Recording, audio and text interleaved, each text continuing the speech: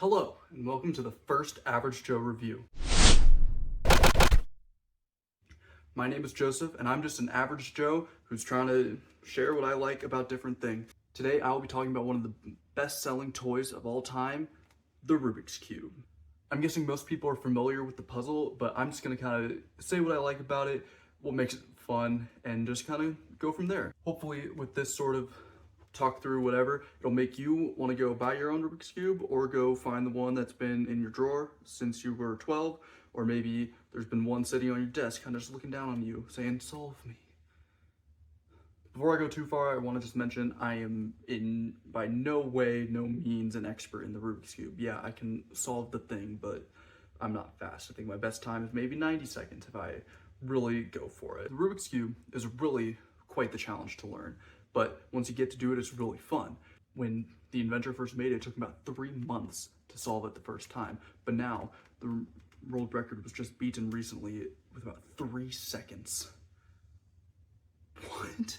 One of the craziest things about the Rubik's Cube to me is just how many ways you can change it. There are 43 quintillion ways. That is an absurd number. I'm gonna write it here somewhere. If this is in frame, we'll see, it'll be somewhere down here. That's a lot of zeros. So we should try counting them. 1, 2, 3. I'm kidding. Not gonna count them, that would take way too long. I started learning the Rubik's Cube about 10 years ago when I was in middle school, but like any child, I gave up when I didn't get it the first time. But after that kind of little bit of trying it, and then giving up, I started playing volleyball. There's a guy on my team that was really good at these, could solve them in like 30 seconds, which was incredible. He kind of got me back into it. From there on, I started learning them. And from there, I learned the 3x3 that I found in a drawer somewhere. And then there are just so many other ones to learn, and it's just so fun. I use a 7-step method that came with the cube. By no way does that make me like a speed cuber. I'm not fast. Maybe it's because I have an old cube. You can see doesn't turn very well. Yeah, let's blame it on that.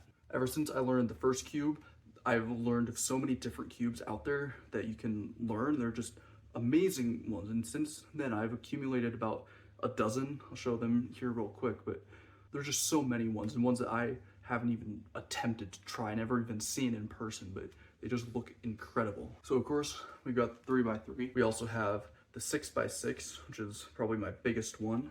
We have the Mega Minx. I have the gear ball that I don't really know how to do. I just turn till it solves. The Pyraminx. This one, by a fluke one time, I got in about 8 seconds. It's never gonna happen again. I also have the Void, which is just a 3x3, but there are no centers, so that makes it a little more difficult to kind of line up each side. Barrel. I got this from my AP Bio teacher in high school. It's basically a 3x3, but it's just kind of chopped around differently. The Tube Cube. This doesn't rhyme as well as I thought it would, but it's a 3x3, but then it comes with a little marble that you can drop down, and once it can get all the way through and out the other side, it's solved. 2x3x3, which is like 2 layers of the regular Rubik's Cube. One of my personal favorites, the 3x3x1. My volleyball team always called this the floppy cube. It comes apart without even trying. And you can solve this one pretty much without trying. Like, you just do 1 or 2 things and it gets there. I've had some friends try to shuffle it and they've solved it while shuffling it. Also got another classic one, 2x2.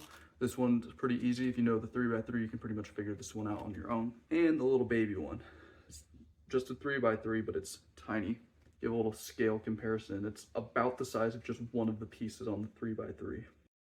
There's so many more, even more obscure ones than I have. I don't claim to have a wide array, a wide set, but there are some wild ones out there. So overall, in my review of this, has not been much of a review, but I love the Rubik's Cube. I think it's really fun. I think learning it is a challenge, but it's a really good one. So I really highly recommend anyone to get their own, find their own, solve it, learn it. It's fun. And in my experience, it doesn't take that much effort to learn it, and a lot of people don't know it. So you can kind of impress your friends if you can solve the Rubik's Cube. That's pretty good. You can get the brand name Rubik's Cube at just about anywhere, Target, Walmart, Amazon, for about 10 bucks. You can get off-brand ones for cheaper.